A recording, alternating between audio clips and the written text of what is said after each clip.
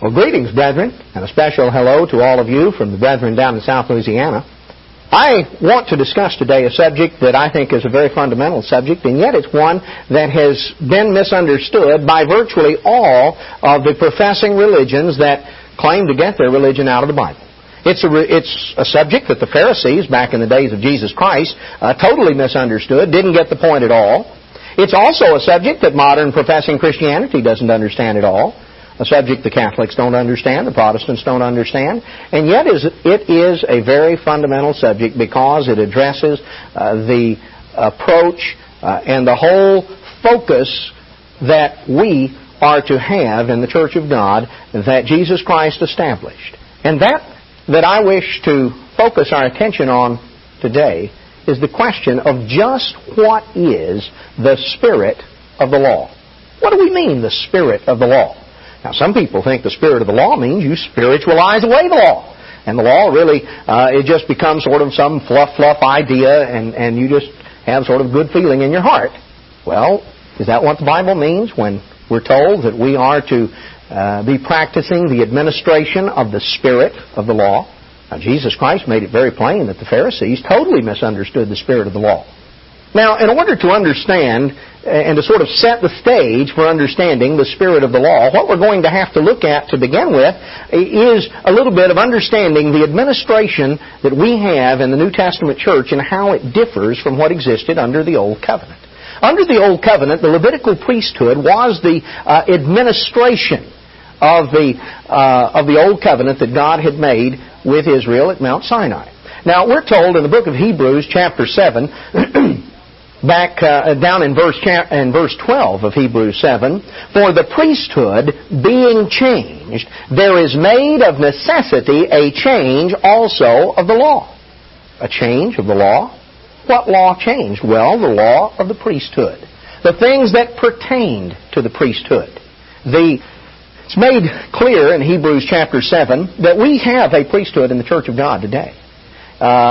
As we're told on down here in Hebrews chapter 7, we're told that we have a high priest in verse 25 who ever lives to make intercession for us, that he is a high priest in verse 26 who is holy, harmless, undefiled, separate from sinners, made higher than the heavens.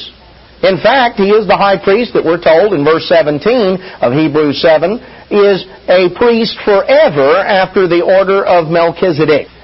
He is Jesus Christ.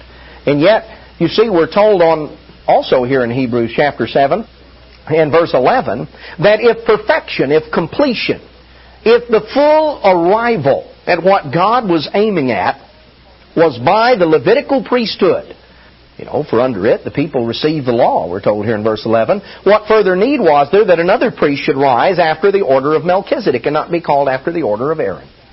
Melchizedek, is this explained here in Hebrews chapter 7. You can go back to Genesis 14 where Melchizedek was the one who received the tithes of Abraham. And we're told, Paul explains in Hebrews 7, that was none other than Jesus Christ as He manifested Himself.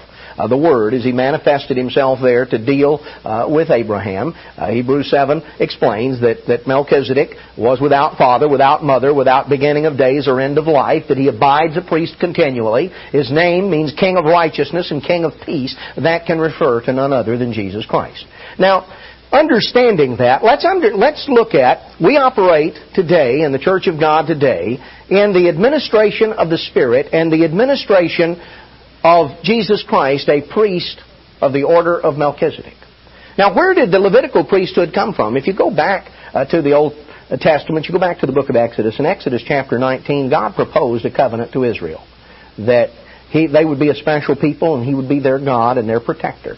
And they assembled around Mount Sinai, and in Exodus chapter 20, we have God speaking. And the very voice of God, or the one who actually was the Word, that member of the God family, the one that became Jesus Christ, His voice literally shook, and He proclaimed the Ten Commandments, which was the basis of the Old Covenant.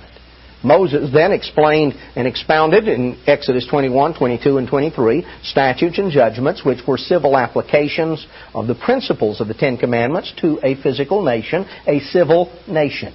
Then in Exodus 24, Moses and the elders of Israel went up part way into Mount Sinai and literally ate a banquet there in the presence of the God of Israel. And then Moses proceeded on up the mountain to be in the presence of God for 40 days. When he came back down the mountain, you remember the story, he came back down the mountain, the people were whooping it up. He'd been gone 40 days, and in that length of time, they had totally broken the covenant. They had disregarded everything they said, "We will do." And so he came down the mountain, and here they were whooping it up, dancing around the golden calf, having a regular orgy. Moses threw down and shattered the tables of stone, symbolizing the fact that they had absolutely shattered the covenant that they had made. He took the golden calf, ground it to powder, put it in the water, and made them drink it. And he said, "Who is on the Lord's side?" And the Levites came over to where he was. And he said, "Draw your swords and go execute the ringleaders," which they then proceeded to do. You don't read of a Levitical priesthood prior to that time. Levi was separated aside. The whole tribe of Levi at that time was separated aside. And there was an administration of death that was exacted. Now, there were aspects of worship, a whole system of worship. God gave Moses instruction in the mount for the building of a tabernacle, for all of the articles of furniture. Now, that is laid out here in Hebrews chapters 8 and 9 and 10. We find in Hebrews 8 that Jesus Christ, let's notice here, in verse 1 that Paul says, "We have a high priest who is set on the right hand of the throne of the majesty in the heaven, that he is a minister of the true sanctuary." And we're told in verse 3 that every high priest is ordained to offer gifts and sacrifices. Now, what did Jesus Christ do? Well, we're going to see that. He offered himself as one sacrifice for sin forever. Here in Hebrews chapter 8 and verse 5, we're told that the articles of furniture, all of the things that pertain to the worship of God under the Levitical administration of the Old Covenant, was to serve, verse 5, unto an example and shadow of heavenly things. Moses was told of God to make the tabernacle and to make it according to the pattern God had showed him. You see, God establishes the pattern for worship. The only way to worship the Father in an acceptable way is to worship Him in spirit and in truth.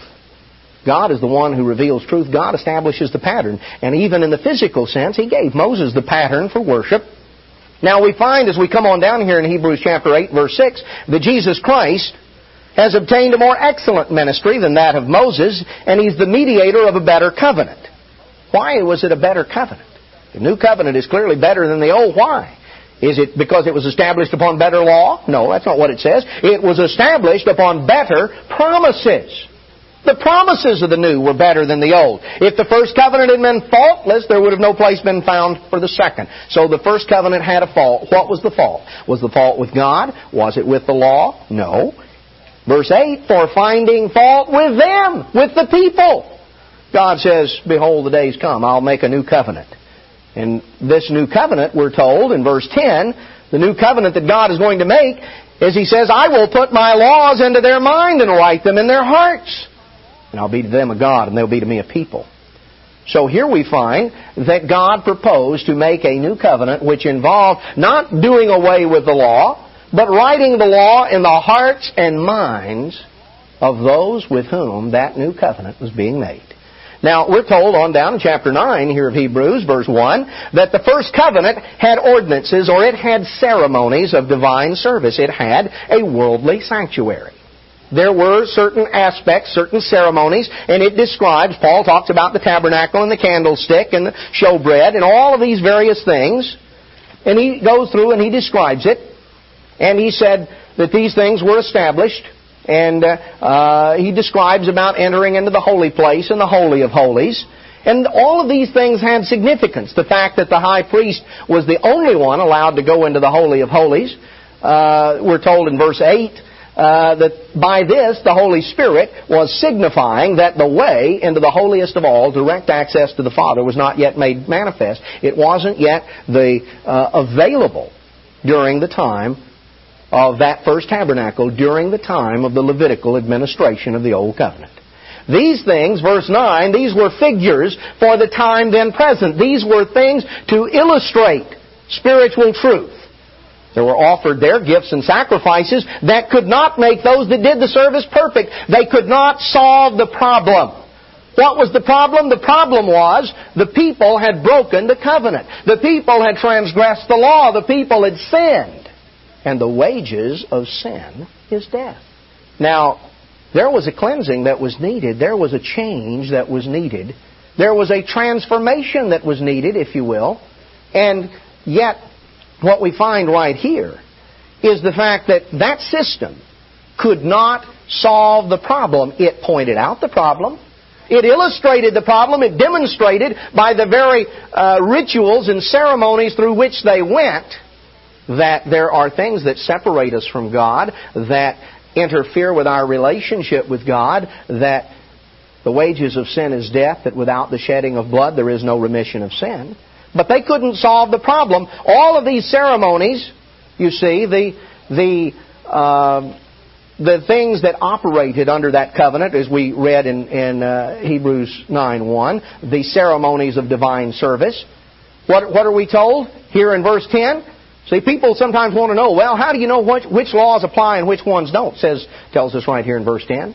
These things stood only in meats or foods. Meat is used here in the older English sense of the word food. It included grain as well as flesh, which stood only in meats and drinks, or the food offerings, the drink offerings, the libations, as they were offered, the diverse washings, different washings, and the carnal ordinances, or the physical ceremonies and rituals which were imposed upon them until the time of Reformation. This is the entire list. This is the list of what was temporarily added.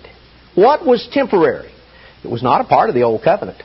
You can go back to Deuteronomy just very quickly here. We'll just note Deuteronomy chapter 4 and verse 13 says, He declared unto you His covenant, which He commanded you to perform, even 10 commandments. And He wrote them upon 2 tables of stone. What was in the Ark of the Covenant? The 2 tables of stone that contained the 10 commandments. That was the basis of the Old Covenant. That's the basis of the New Covenant. That was the basis of the covenant God made with Abraham. You can go back and read that in Genesis 17:1. God told Abraham, He said, when Abraham was, or Abram as his name was at that time, when he was 99 years old, the eternal God appeared to him and He said, Walk before me and be you perfect. Be complete, wholehearted, sincere. Walk before me and be you perfect. Now, what did Abraham understand that to mean? Well, Genesis 26:5, when God was reiterating the covenant to Isaac, what did He tell him? He said, I'm going to give you these things. I'm going to bless you. I'm going to give you the things that I swore to Abraham, because that Abraham obeyed my voice and kept my charge, my commandments, and my statutes. Abraham kept the law. When God said, Abraham, walk before me and be you perfect, what did Abraham understand that to be? He understood that he was supposed to obey God. He was supposed to keep the commandments. You see, God's law is the basis of, that reflects the way God thinks. So, we're told right here that the things that were temporary had to do with the food offerings, the flesh and grain sacrifices that were made, the food offerings, the drink offerings, the libations poured out before the altar, the various different washings. You see, anytime someone became polluted, they touched a dead body, or they came in contact with something that ceremonially defiled them, they were then excluded from the camp. And they had to wash, and then the water of purification that the priest administered was dispensed, and they were allowed to come back in. This, of course, illustrated the point that the uncleanness is not acceptable. God doesn't dwell in the midst of unclean things. And so the people had impressed upon themselves the need to be clean. There were all these various ritual washings that were carried out, and there were various physical ceremonies that all pertain to the Levitical administration.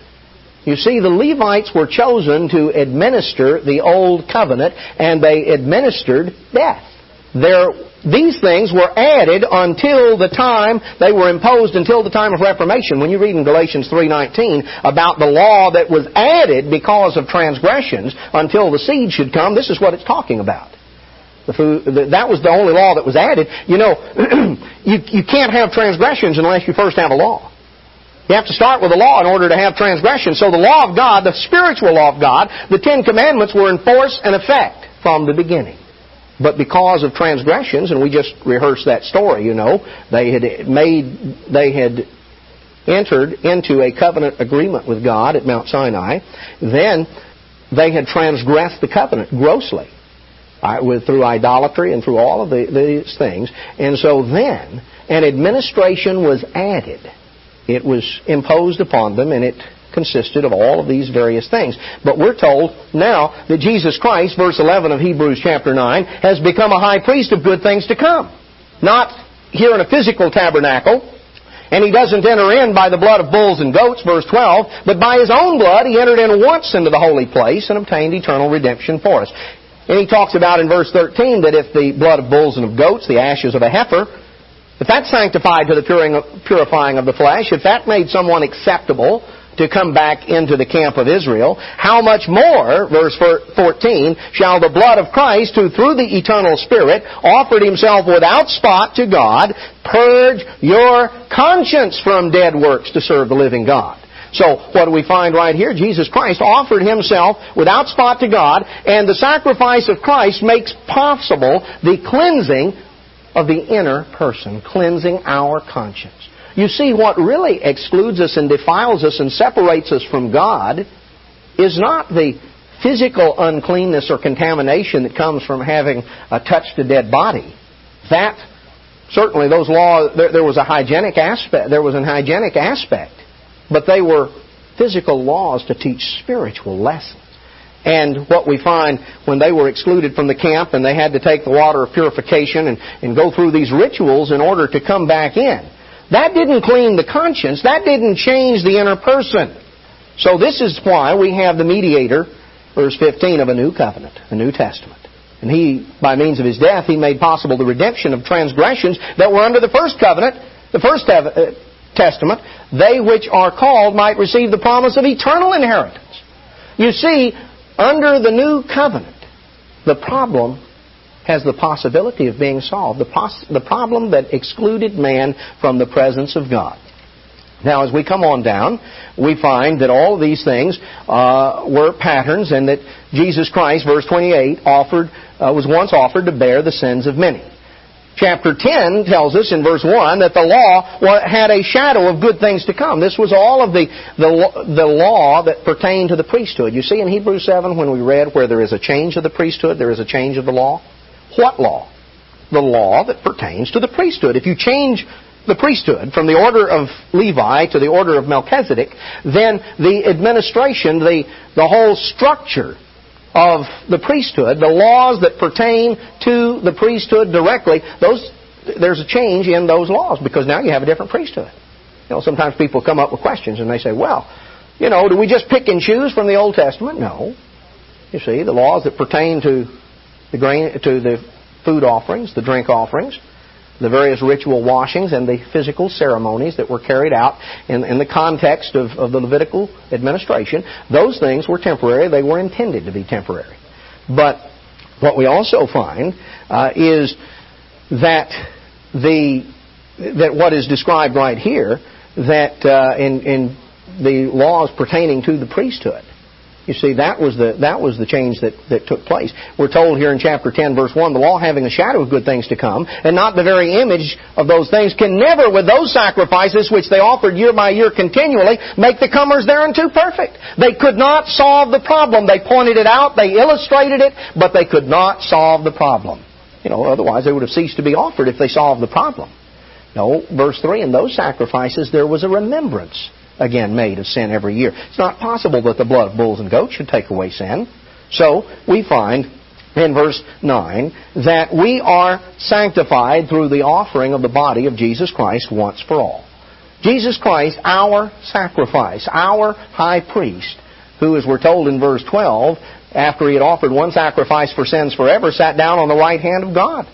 He's preparing to return as King of Kings and as Lord of Lords. Jesus Christ came to resolve the problem. He is the mediator of a new covenant. Now let's go back to 2 Corinthians with this sort of setting the stage that we have undergone a transformation from a covenant that was based upon the Ten Commandments, but it was based upon an obedience, a literal obedience to exactly what it said. It was the people were promised physical inheritance of the promised land, and they broke the covenant. They failed to carry it out.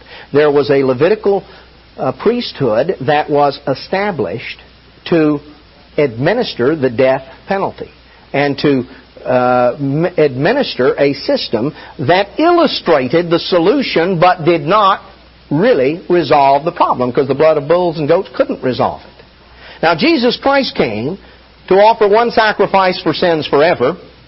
He's our high priest. He is a priest forever after the order of Melchizedek. And I started to mention before, in terms of picking and choosing laws, some people say, well, we fast on the Day of Atonement, but we don't blow a trumpet on the Feast of Trumpets. Why is that? Well, the answer is very simple. God commands the people. He commands all of His people to fast on the Day of Atonement, and so we do. There's no commandment to the people to blow the trumpet. The Levites, the Levitical priesthood, sounded the shofar in conjunction with the tabernacle and the temple. They were the only ones authorized to sound the shofar. The people didn't sound the shofar. That was instruction to the priesthood. Now, there's been a change of the priesthood, so the laws that pertain to the priesthood have therefore had to undergo a change. Now, let's come on down, because we're not under that administration. Now, let's notice what Paul explains in 2 Corinthians chapter 3. He tells us in verse 4 of 2 Corinthians chapter 3 that such trust have we through Christ to Godward. Our trust is directed to God. Not that we are sufficient of ourselves to think anything of ourselves. Our sufficiency is of God, who has made us able ministers of the New Testament. Not of the letter, but of the Spirit. The letter kills, the Spirit gives life. If the administration of death, written and engraved in stones, was glorious, that law that was given all the way back at Mount Sinai, that finally, as you read on back in the book of Deuteronomy, chapter 27, that when they came into the promised land, they literally plastered on the side of a mountain and inscribed the book of the law. There was a law that was engraved in stone, the whole book of the law. You can read about it back in Deuteronomy chapter 27. Now, what are we told? If that administration, the administration of death, because there were civil penalties that were applied to transgressions of the law, and the Levites were to administer that. If that was glorious, you see, when that was originally given and Moses came down the mountain, his face radiated from having been in the presence of God. If that was glorious, the people couldn't even stand to look. It just terrorized them when Moses came down the mountain and his face radiated. If that was the case, verse 8, how shall not the administration of the Spirit be rather glorious? The administration of the letter of the law, there was a glory that was attached to that. And Moses, in receiving those instructions of how that was to be carried out, came down radiating. If that was glorious, how much more shall the administration of the Spirit? Because this was an administration of condemnation. This was an administration, when the law was given, it was made apparent that the people transgressed the law. They fell short. And once they had, there were penalties to be exacted. And they were under the death penalty, and the Old Covenant did not solve the problem. It pointed to the solution, or let's say the administration of the Levites, their administration of the Old Covenant, pointed toward the solution, but it didn't have the solution to the problem built in. Couldn't pay for sin with the blood of bulls and goats. So we're told that in verse 11 says, that which was done away was glorious, much more that which remains. We'll see Moses' glory faded over a period of a few weeks. And the administration, the Levitical administration of the Old Covenant, the administration of death also faded. But now, you see, while the children of Israel couldn't look at Moses, he actually put a veil over his face. You can read about it back in Exodus chapter 34. And that symbolized the fact, as it brings out in verse 14, Paul says, to this very day, the people's minds are blinded. And there's a veil over their understanding, the veil that is untaken away in the reading of the Old Testament. They never got the point. The Pharisees of Christ's day, who were meticulous in their observance of the law, never got the point. Now, what is the spirit of the law? The Spirit is what enlivens. It's what energizes. The spirit of the law involves the real intent, the enlivening, motivating, underlying principle of the law. Now, I want to show you, as we proceed on, having sort of set the stage a little bit, I want to show you exactly what is the Spirit of the law. We don't have to just let our imaginations wander.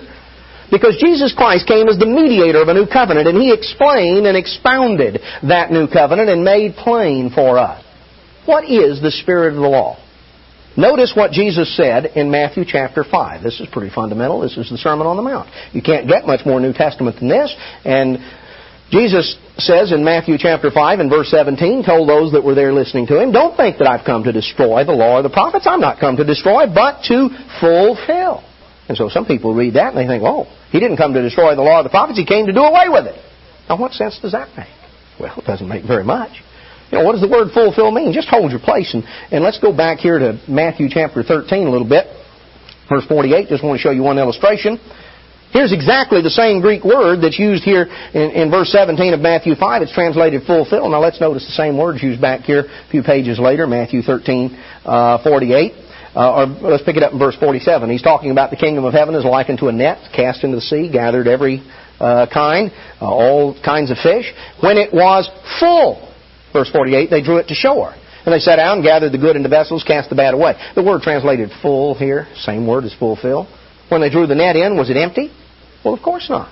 You know, did it have any fish in it? Of course it did. It was full of fish. When Jesus Christ said, don't think I've come to destroy the law, I've come to fill it up to the full. Truly I say unto you, till heaven and earth pass, not one jot or one tittle shall in any wise pass from the law till all be fulfilled, brought to its fullness. Now, whosoever shall break one of these least commandments and teach men so, he shall be called least in the kingdom of heaven. Didn't even say he was going to be there. It said he'll be called least. Whoever shall do and teach them, the same shall be called great in the kingdom of heaven. I say unto you, except your righteousness shall exceed the righteousness of the scribes and Pharisees, you shall in no case enter into the kingdom of heaven. Now, Christ began to explain how could their righteousness exceed the righteousness of the scribes and Pharisees. What did He mean by that? Did He mean they had to keep the Sabbath more carefully?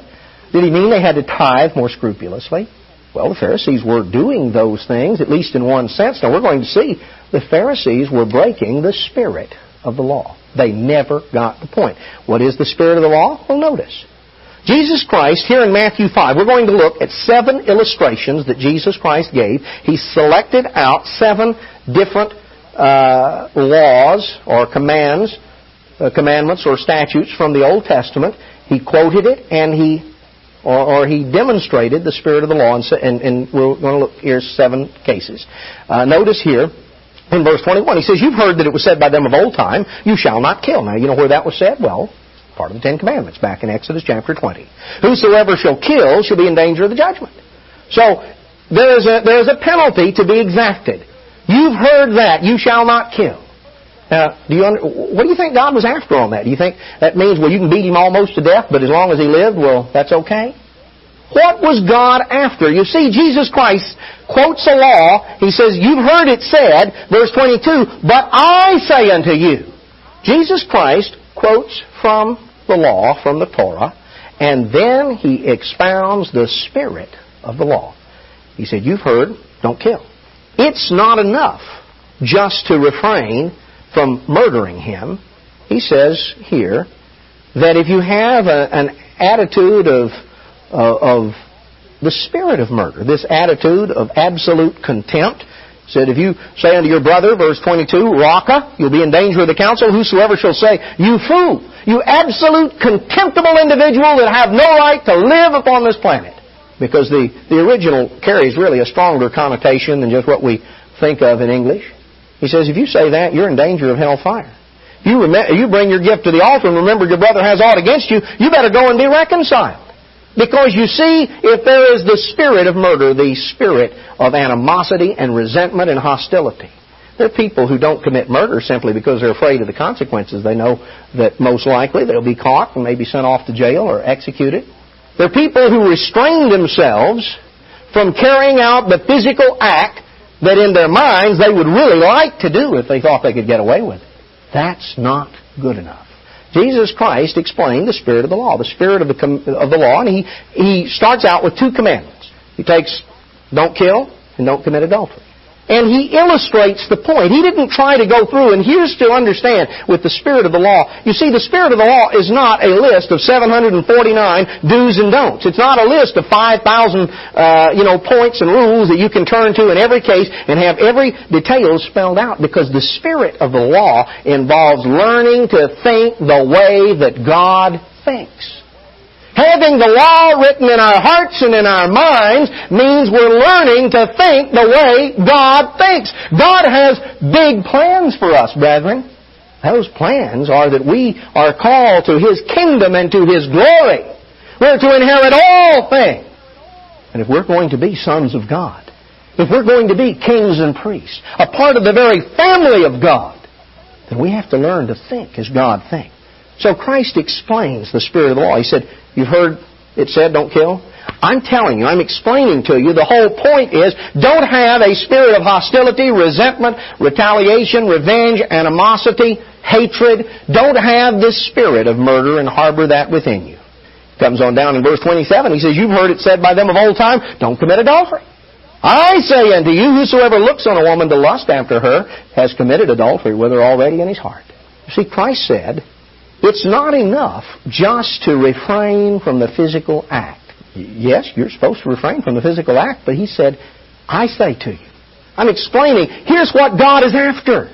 It's not just the fact that you stop just short. It's that you understand that it involves a way of thinking, the attitude of lust. That is the spirit of the law. The spirit of the law goes beyond the letter. It's not enough just not to hate, not to kill. You're not to hate. You're not to have a spirit of retaliation and hatred and the spirit that breeds violence. You're not only not to commit adultery, you're not to harbor the spirit of lust. And you're to go to whatever lengths you have to in order to resolve that. He says, get rid of whatever stands in your way. Coming on down, in verse 31, it's been said, whosoever shall put away his wife, let him give her a writing of divorcement. Now he's quoting from back in Deuteronomy 24. He said, but I say unto you, what's the spirit of the law? What do you think God was after? You think the only thing God was concerned about was that you fulfill all the legal technical details and then get rid of her? No. Christ said, look, here's the spirit of the law. You see, He which at the beginning made them male and female and said, they twain shall become one flesh. No, Jesus said, whosoever shall put away his wife except for the cause of fornication, porneia, gross immorality, causes her to commit adultery, and whosoever shall marry her that's divorced commits adultery. The spirit of the law is that God intended marriage to be permanent. Marriage was not something that was intended to be broken up at a whim. The spirit of the law is explained here. It goes beyond the letter. He said, you've heard that it was said by them of old time, verse 33. Here's a fourth illustration. Now Christ is quoting from some of the statutes. He starts out and he quotes two of the commandments. Don't murder and don't commit adultery. Now he begins to quote. We quoted from Deuteronomy 24 addressing divorce. And he says, the real spirit, the real intent was that God intended people to be married for life. Now, in verse 33, he says, you've heard that it has been said, you shall not forswear yourself. You're to perform all your oaths. But I say unto you, swear not at all. You see, what Christ said was, look, you've heard that you're to perform all your oaths. You're not to swear an oath and break it. Do you think that's all God's after? Boy, if you swear on a stack of Bibles and promise and take all sorts of oaths, well, then you better do that, but the rest of the time you can lie? No, He said, look, really, the spirit of the law is you need to tell the truth. The spirit of the law is God is after truth. I'm telling you, don't swear at all because your swearing isn't really going to change anything. Verse 36, verse 37, let your communication be yea, yea, and nay, nay. Whatsoever is more than that comes of evil. If you have to distinguish between when you're telling the truth and when you're not, then you're already in trouble. The spirit of the law is truth. And if you always tell the truth, you don't have to make some big production and distinction about, I'm really telling the truth this time. If you can just consistently say yes when you mean yes and no when you mean no, then your word is sufficient. You see, that's truth. The spirit of the law is God is after truth. He comes on down, verse 38.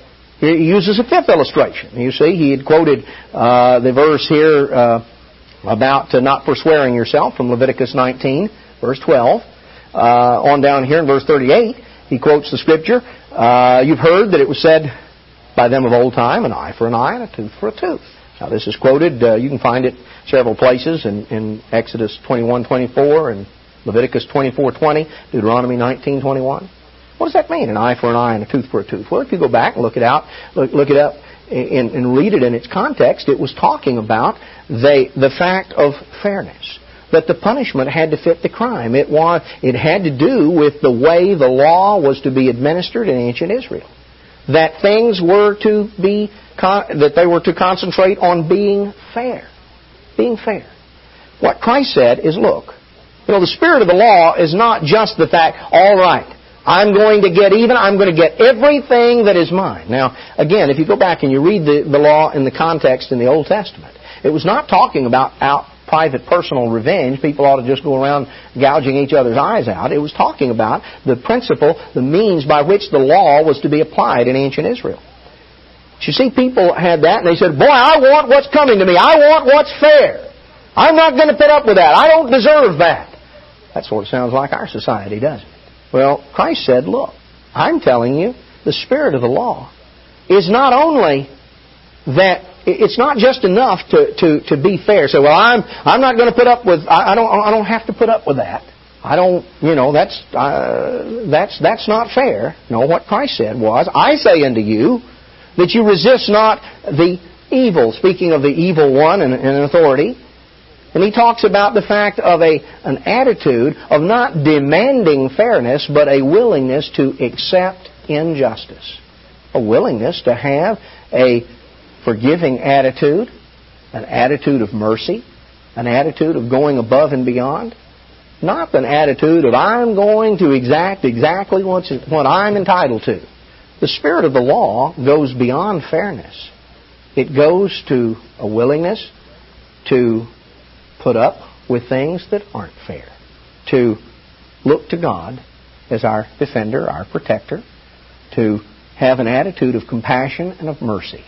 Then we find, he says in verse 43, you've heard that it's been said, you shall love your neighbor and hate your enemy. Now, you're not going to find that quotation, hate your enemy, in the Old Testament. Some deduced from the fact that they ought to love their neighbor that meant they could hate their enemy. Christ said, I say unto you, love your enemies. Bless them that curse you, do good to them that hate you, and pray for those that despitefully use you. You see, the spirit of the law, you shall love your neighbor. You remember when the young man, or actually one of the lawyers, one of the scribes, he asked Christ, he said, now what is the great commandment of the law? And Christ said, you shall love the Lord your God with all your heart, with all your soul, with all your might. This is the first and great commandment. The second is like unto it. You shall love your neighbor as yourself. Remember the fellow's response? He agreed with it. He said, that's right. He said, who is my neighbor?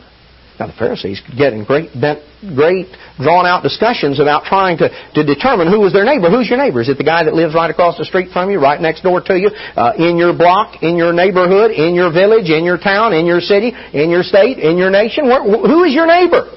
Well, Christ told the parable that we're very familiar with, the parable of the Good Samaritan. And he made the point. He said, you know who your neighbor is? Your neighbor is whomever you come in contact with. Anybody you come in contact with. At that point, he's your neighbor. And you need to love your neighbor as yourself. And maybe your neighbor is an enemy. And you need to love him too. Why? Verse 45, that you may be children of your Father which is in heaven. He makes the sun to rise on the evil and the good and sends rain on the just and the unjust. If the only people you love are the people that are nice to you, well, you're no different than anybody in the world. No, the whole point, verse 48, be you therefore perfect, even as your Father which is in heaven is perfect. The whole point of the spirit of the law is that we learn to think like God. That we go beyond the letter. Christ didn't spiritualize away the law and say, well, you can just sort of do anything. You can murder him as long as you have a good attitude. Christ said, look, the letter of the law that says don't kill or don't commit adultery or don't, put away your mate without having gone through proper legal procedure, or don't swear an oath and then break it, or don't go beyond what is fair in getting even or retaliating. Don't mistreat your neighbor. You think that's all God is? What's God after? Christ explained that it involved a way of learning how to think and act and feel. He explained the spirit of the law. Now, I said 7. We've seen 6 illustrations. Christ picked out 6 different points right here that we have illustrated, and he picked those out. But the scripture, "You shall love your neighbor," that comes from Leviticus 19:18. So he picked out these various laws and principles, and he illustrated the spirit of the law. He filled them up to the full. He didn't come to destroy it. He didn't come to do away with it. He came to fill it up to the full, to magnify the intent and the purpose. Now let's go on back a little further, because there is a 7th law that Christ illustrated the spirit of. He did this by example as well as by teaching.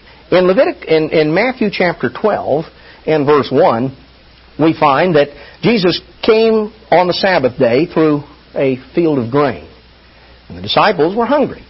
And they began to pluck off these ears of grain and roll them around in their hand, get the grain off, and eat it.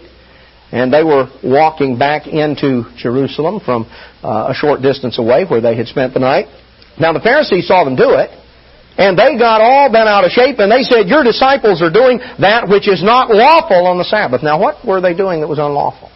Well, the Pharisees considered that they were violating several of the laws. They had deduced all sorts of laws about the Sabbath. And one of the things that they had deduced was you shouldn't harvest on the Sabbath.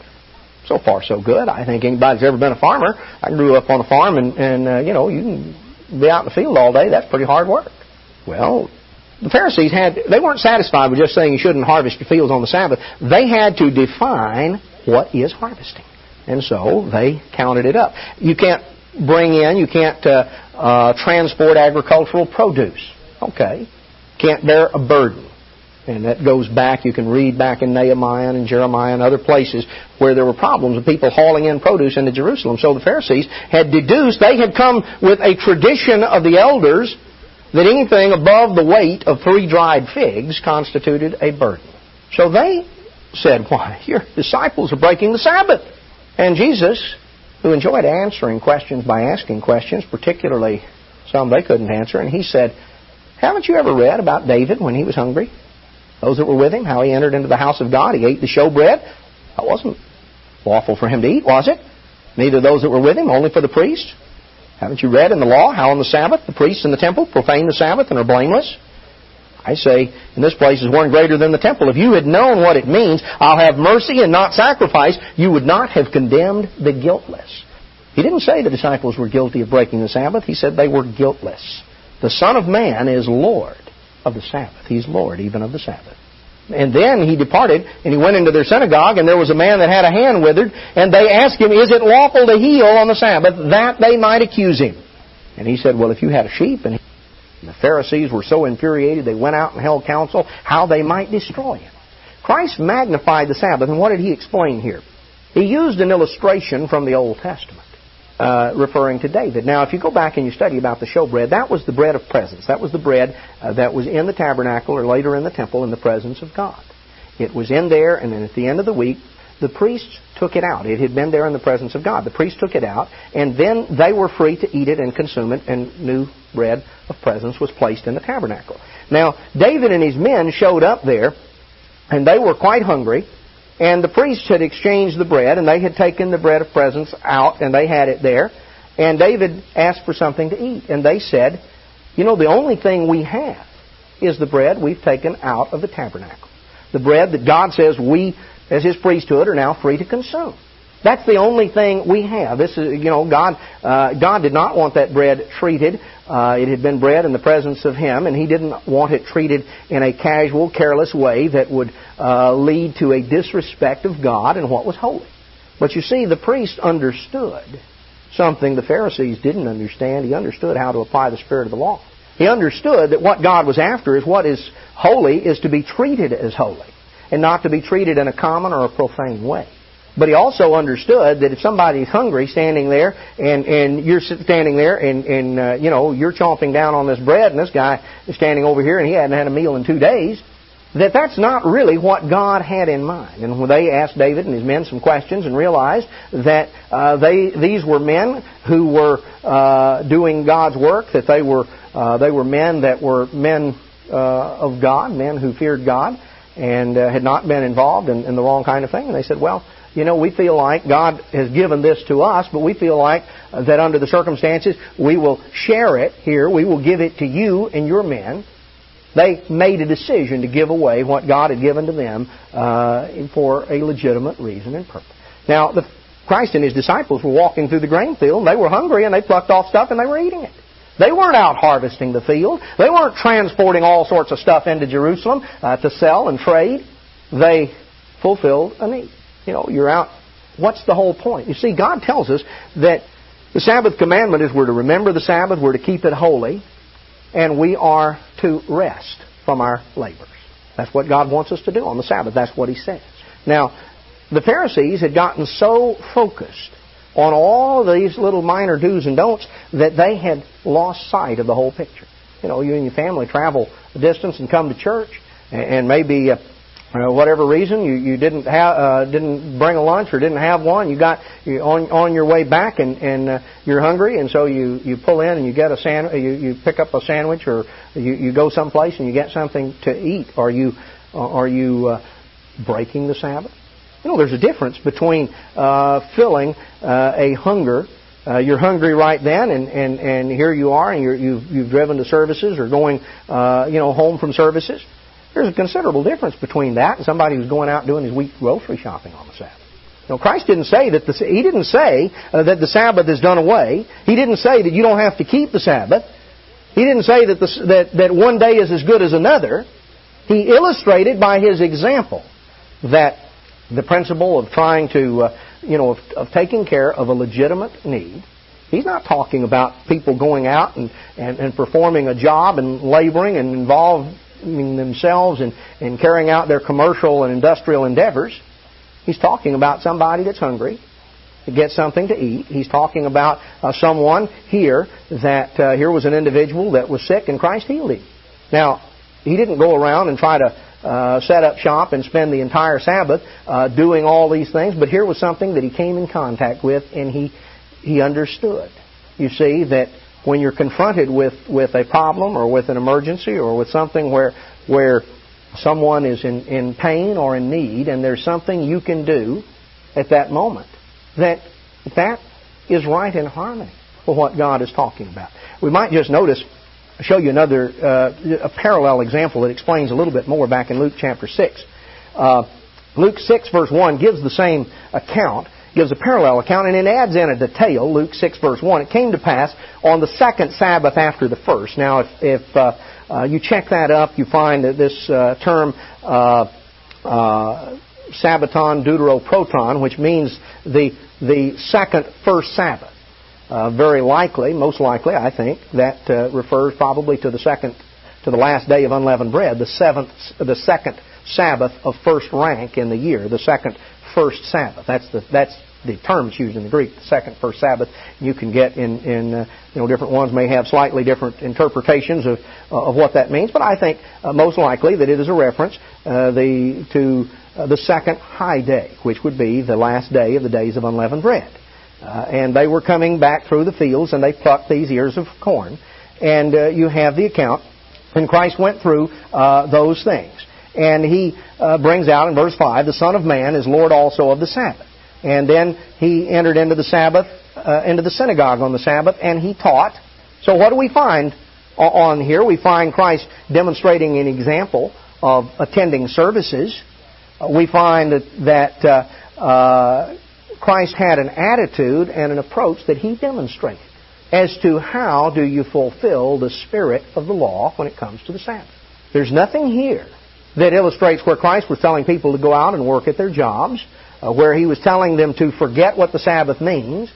Anybody that says, well, I can keep the Sabbath sort of sitting out in a boat fishing. Yeah, I'm sure. No, you can't. You can't. You don't keep the Sabbath sitting at the ball game or out in the park fishing or out in the field hunting or whatever it is. You never find an example where Jesus Christ was doing something like that. The example that He gave was somebody that was hungry and got something to eat, that satisfied the hunger of the moment, not that they were spending the day in the field harvesting. It involved a healing of a man that was sick. It involved being there at services. Christ demonstrated either by word or by example 7 different principles of the Spirit of the law. Now it's interesting, one of the reasons I wanted to go to Luke 6 was if you come on in this context in Luke 6, he brings out, when you come on over to verse 20, you see the beginning of the Beatitudes and what we call the Sermon on the Mount. Luke 6 combines together Christ amplifying the spirit of the law pertaining to the Sabbath with the events surrounding the Sermon on the Mount, which we have in greater detail back in Luke's account. So the point is, here we have 7 different laws, 7 different 3 commandments and 4 statutes that Jesus Christ, by word and by deed, amplified and expounded the spirit of the law, the intent. What's God after? What is it that God really wants? Now, let's go on. That's I think the crux of what we want to look at, but let's look at a couple of other examples let's look at how Paul illustrated the spirit of the law when we're studying the Old Testament. In effect, the testimonies. You know what testimony is? That's something that's borne witness of. That's a record that is borne witness of. And Paul illustrates and explains the Old Testament. Let's go back to 1 Corinthians chapter 10. In 1 Corinthians chapter 10, Paul explains, he said, "Now, brethren, I don't want you to be ignorant about all our fathers that were under the cloud. They were baptized unto Moses." Verse 3, "They did eat the same spiritual meat, drink the same spiritual drink. They drank of that spiritual rock that followed them." That rock was Christ. You know, God wasn't well pleased with many of them. A lot of them died in the wilderness. Verse 6, "Now these things are our examples, to the intent that we should not lust after evil things as they lusted, neither be idolaters as were some of them. As it is written, the people sat down to eat and drink, rose up to play." That's describing the events back in Exodus chapter 32, and you know, the big production they had with the golden calf. When it says they sat down to eat and drink and rose up to play, he's not talking about volleyball either. You can go back and read that in Exodus 32. They had a regular orgy. So he describes that. And he says, verse 8, "Neither let us commit fornication as some of them committed and fell in one day 23,000.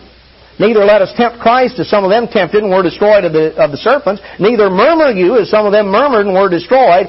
Now all these things happened to them for examples." They happened as types. And they're written for our admonition, upon whom the end of the age are come. If you understand the spirit of the law, when you study the examples in the Old Testament, Paul gave an illustration of how to apply those stories. You see, they are literal historical accounts of what happened, but they're recorded not just to tell us history, but they contain lessons. God preserved certain records to be written down and preserved for us. When you read the examples and the illustrations of children of Israel in the wilderness or various things, when you read that, what is it God wants you to get? Just a collection of names and dates and places and technical information about this fella did this and this one did that? Well, you have to have a certain amount of that to sort of facts to be able to hang the story on, as it were. But the spirit of the law, you see, Paul said, these are examples, these are illustrations. God selected accounts to have preserved so that we might learn lessons. We might understand cause and effect. We might see the kinds of problems people get into. We might see how people reason themselves astray. We might see all kinds of lessons that we can apply to our lives. When you read the Old Testament, if you understand the spirit of the law, then you are studying those examples so that you might learn how to please God. So that we might learn from the example and the illustration of what people did and how God responded. You know, some people take the approach that if you can't show them chapter and verse that says, "Thou shalt not," well, it must be okay. Well, brethren, there are a lot of things that you can't necessarily show chapter and verse for, but you can show everything covered in principle. You know, you can't. You can't show a verse that says, "Thou shalt not snort cocaine." But you can certainly illustrate the principle. You know, God says, "Be not drunk with wine wherein is excess." There's a principle that's illustrated. The spirit of the law is God does not want look, God intends that in our lives we bear the fruits of the Spirit. You need your mind in order to bring your thoughts under control and subjection. You need your mind alert in order to bear the fruits of God's Spirit. And anything that interferes with your ability to bear the fruits of the Spirit is obviously a violation of the spirit of the law. The spirit of the law is the intent. That is the purpose. Paul explains how to glean the spirit of the law from all of the examples and illustrations that we have. When you go through and you read about Abraham, or you read about Joshua, or you read about the children of Israel and their progression through the wilderness, we're reading examples that ought to help us, because there ought to be lessons that we can apply in our own lives. We need to utilize the fact that the models and the examples that are recorded in the Old Testament, if we grasp the spirit of the law, we understand that the things that happen serve as models and as illustrations, as examples by which we can learn. So that's one way that Paul explained the spirit of the law, in explaining how to read and study the Old Testament and glean from it the spirit of the law. Now let's notice there was a problem that Paul dealt with. And let's notice how he dealt with this problem. It's a problem that has shown up in various times all through human culture because human nature is such that people do not naturally perceive a balance of and by themselves. And the tendency of human nature is, of course, to be enamored with whatever the current fad and fashion. We want to fit in with the world. You can go through the Scriptures all the way through and you find that there's always been a problem with people of God having their identity eroded away. And you can look through various examples of whether Israel in the wilderness or on down to through the period of the judges and the kings and on down to the time of the restoration in the days of Ezra and Nehemiah, and you find over and over again this was always a problem. Paul was evidently contending with a problem, or Timothy had contacted Paul about a problem, because there were extremes of fashion that were gone to in that society, just as there have been in virtually every society. And so Paul was giving Timothy some instructions about how to handle the problem. Now let's notice what Paul emphasized. What Paul emphasized, what he told Timothy to emphasize, was the spirit of the law. You see, that involves explaining the principle so people can get the point.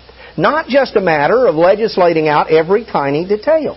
Paul says, we'll pick it up here in 1 Timothy 2, verse 8. Paul says, I will that men everywhere pray everywhere, lifting up holy hands without wrath and doubting. In like manner also, that women adorn themselves in modest apparel, with shamefacedness, or an approach or a spirit of humility, of humble-mindedness, as it were, and sobriety, not with this evidently some particular style of where gold and pearls and things like this were braided into the hair and this big elaborate production. This sort going to excess here. Verse 10, but that which becomes women professing godliness with good work. Now, notice what he says right here. He says modest apparel. He didn't say, all right, now Timothy, it's got to be, this is the exact length. He didn't define in great detail. He didn't spend pages determining exactly what is and is not modest in every circumstance. He gave a principle. Years ago, I was in the ministry, as a young minister, and I had the phone ring one time, and it was a lady on the other end of the phone, and she said, look, says, I want to ask I've got a question. I'm going to beauty shop, and I want to know exactly what vertebrae of the neck does my hair have to come to. And I said, well, lady, I don't even know how many vertebrae you've got in your neck. Never counted. I don't know. I've never really thought about that. I said, but there are principles that are involved. You can go back to 1 Corinthians 11, and it talks about it's a glory to a woman to have long hair, and it's a shame to a man to have long hair. There are principles. You see, Paul addressed a problem, an issue that had come up, and people were going to extremes. How does God want His people to look? He didn't spend pages and pages giving a detailed list of everything that is permitted and is prohibited. But it's pretty obvious if somebody is decked out and looks like a New Orleans streetwalker, that's not the way God wants His people to look. He doesn't want them to look like a Bourbon Street hooker. No, with modest apparel, he said. Now see, there's a principle. There's a principle. God inspired Paul to explain a subject, it had to do, how did Paul address the problem? He pointed them to the spirit of the law. What is it God wants? What's God after? You see the point, brethren. God is preparing us to join Him in His family forever. He's calling us to participate in His glory and in His kingdom. And He's giving us an opportunity to learn to think as He thinks, to have His laws written in our hearts and in our minds. The administration of the Melchizedek priesthood, Jesus Christ is the Melchizedek priesthood. The ministry, by the way, we're not priests. The Bible calls us stewards of God. You know, a steward is one who's responsible for taking care of his master's property. Jesus Christ is going to return, and He's going to demand accountability of His steward. Now, the priesthood of the New Testament church consists of Jesus Christ. There's one mediator between God and man, and that's Jesus Christ. He is the Melchizedek priesthood. And He inspired and approach the administration of the New Covenant. And we're told to be ministers of the New Covenant. That involves the administration of the Spirit of the law. The Spirit of the law doesn't spiritualize away the law. No, it fills the law up to the full. It magnifies the full intent and purpose. God's purpose for us is that we become like Him, that we have His thoughts. You know, naturally our thoughts aren't His thoughts and our ways aren't His ways. God has given us the opportunity to learn His way, to be filled with an understanding of His way of life. Jesus Christ picked out 7 different laws, and He illustrated the spirit of the law. What is the principle? What is the intent? What is God really after in each of these cases? Paul explained that we're to derive lessons from the examples we read in the Old Testament, because that's what they are. They're examples. They illustrate life and life circumstances and proper and improper responses. And we are to study the Old Testament trying to understand the spirit of the law, trying to understand the principles and the examples that are illustrated and how they might apply to us. And when we confront problems, and when here Paul was instructing a young minister and confronting problems in the church and things that needed to be addressed, he said, direct the people back toward godly principles. What's God after? What does God want? How does God desire us to present ourselves?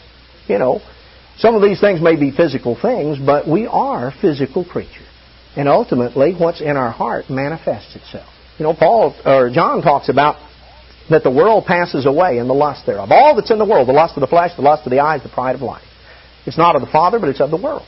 You see, the world is built on a false value system, a decadent value system. If we understand the spirit of the law, we don't need a Talmud spelling out every detail.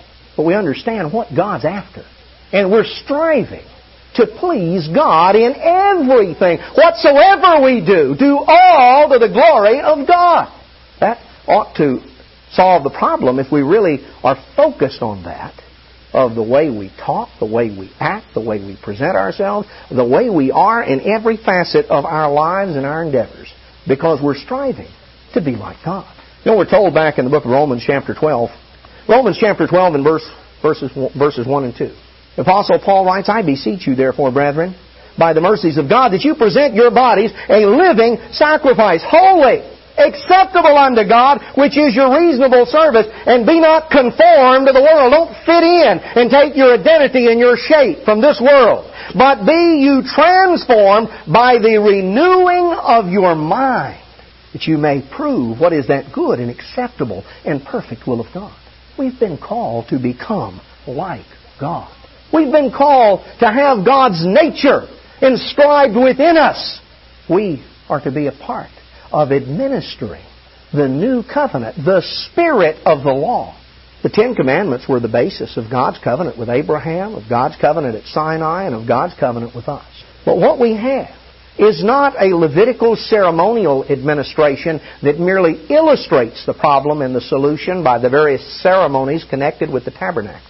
No, there's been a change of the priesthood, and therefore there has been a change of the law that pertains to the priesthood. There is a change of administration. The administration is the administration of the Spirit. Because God is preparing us to live as a part of His family forever. He tells us in Hebrews 2, what is man that you're mindful of him, or the son of man that you visit him? Made him a little lower than the angels temporarily, but he's been crowned with glory. and set over the works of God's hands. And Paul tells us in Hebrews chapter 2 that in that He has put all under Him. Well, let's just read it here in Hebrews chapter 2. Verse 8, you've put all things in subjection under His feet. In that He put all in subjection under Him, He left nothing that's not put under Him. But now we see not yet all things. No, God's intent is that we inherit everything in all directions forever as a part of the family of God, called to participate in God's glory and in His kingdom. Peter tells us that we're to be holy as God is holy. We're to become like God. That's God's purpose and God's intent. The spirit of the law reflects the mind of God. And brethren, that's what we all need to strive to understand. It's not a matter of looking for loopholes when you read the Bible. It's not a matter of trying to reason and rationalize and see how far you can go. You know, it shouldn't be a matter that we just want to dabble our toe in the cesspool, maybe not fall all the way in to get as close as we can get. How far can you lean over the cliff without falling? Well, I don't know. I guess about the only way to find out is lean over far enough to fall, and on the way down you can figure out where you should have stopped. How far can you go? How far is too far? What God tells us is to be striving for the spirit of the law, the intent, the purpose. Understand what God's after, how God thinks, being not conformed to this world, not deriving our identity and our shape, trying to fit in as a part of this world, but be transformed by the renewing of our mind. The real transformation takes place on the inside as God's law is written more and more indelibly in our hearts and in our mind as we're striving to think like God thinks, to have the mind of Christ, to respond as He would respond, so that we might, as a part of His family, live forever on into eternity.